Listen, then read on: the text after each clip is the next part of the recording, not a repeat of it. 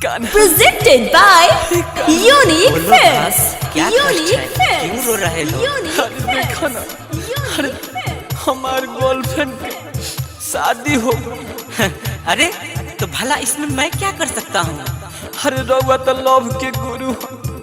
रउआ तो सब प्यार करे वाला के सपोर्ट करी और हमार का अब हम केकरा से प्यार करो मेरे काना। अरे तो तुम कहना क्या चाहते हो? साफ साफ बोलो। कितना बताई विपत्तिया दोसर रहिया धाली होले। कितना बताई विपत्तिया दोसर रहिया धाली होले। हे लव के गुरु कन्हैया लव लव मैरेज कली होले। लव मैरेज कली होले। हे लव के गुरु कन्हैया लव मैरेज कली होले। लव मैरेज कली होले। आज कितना बताई विपत्तिया दोसर रहिया धाली होले। Kanchan Ibrahimpur. Kanchan Ibrahimpur. Kanchan Ibrahimpur. Kanchan Ibrahimpur. हे लव के गुरु कन्हैया लव मैरेज कली होले। लव मैरेज कली होले। पर साल रहे उ घरवा कोई संगे ओकरा मेला। ई की न उ की न कही के कहली उ बहुते झमेला। पर साल रहे उ घरवा गईनी संगे ओकरा मेला। ई की न कही के कहली उ बहुते झमेला। दिल रही अपन दिलवा दही के जैसे मोहती हले। दिल रही अपन दिलवा दही के जैसे मोहती हले। हे लव के गुरु कन्हैया लव मैरेज कली हले। लव मैरेज कली हले। हे लव के गुरु कन्हैया लव मैरेज कली हले। लव मैरेज कली हले।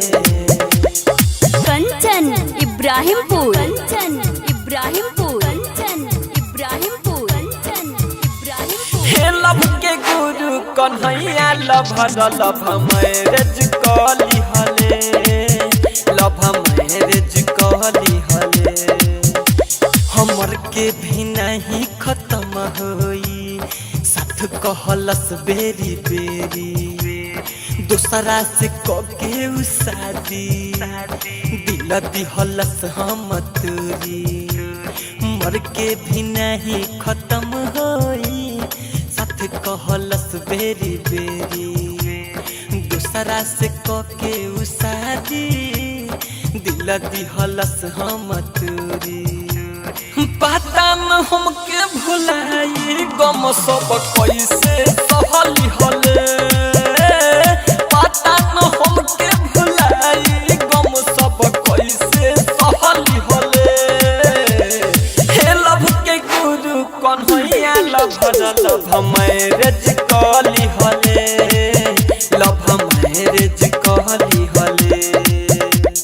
हे लव के गुरु कन्हैया लव मैरेज कली हले। लव मैरेज कली हले।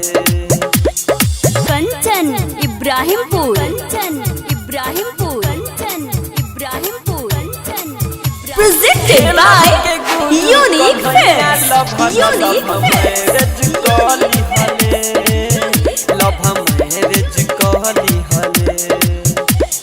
विक्रम के देली धोखा रोशन के मिल गईल मौका। गौतम गोलू राहुल जबल खेलली उ खेले अनोखा। हाँ विक्रम के देली धोखा रोशन के मिल गईल मौका। गौतम गोलू राहुल जबल खेलली उ खेले अनोखा। काश के पास में जाके हथवा धोली हले काश के पास में जाके हथवा धोली हले हे लव के गुरु कन्हैया लव मैरिज कली हले लव मैरिज कली हले हे लव के गुरु कन्हैया लव मैरिज कली हले लव मैरिज कली हले। अरे हम तो लूट गए। बागायत्री रिकॉर्डिंग स्टूडियो राजापुर सोनी बाजार सीतामढ़ी बिहार।